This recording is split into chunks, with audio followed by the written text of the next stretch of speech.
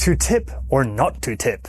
That is the question. Since Hamlet was a Danish prince, he may very well have uttered those words. Royalty aside, is tipping in Europe the same as in North America? Are European restaurants allowed to pay their staff less than the minimum wage? Will you be offending your waiter's honor if you tip them? Keep watching and I'll answer all your questions, just so you don't embarrass yourself on your next European vacation. The North American tipping culture has always been a source of confusion for me. Even after spending almost 10 years living in the US and Canada, I still can't wrap my head around it or the extremely strong feelings that a lot of people have about it. The good news is that tipping is neither required or expected in Europe. Waiters in Europe are paid a proper wage, and restaurant prices reflect what they need to charge in order to do so. In fact, in some countries such as France, you might even see this spelled out at the end of the menu. Usually the menu will say something to the effect of a service charge of 15% is included in the price.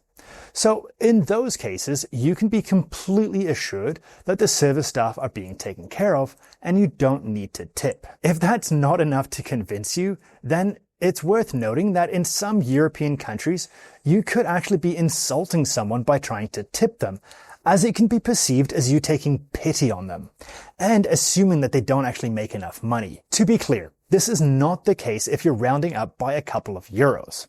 But if you were to leave a tip of 20% or more, like some people do in the US, well, then that could definitely be perceived as patronizing in some countries. With that being said, if you find yourself in a tourist area and you're speaking English, some restaurants will try to convince you that you're expected to tip. This is mostly the case at restaurants that are specifically targeting American tourists.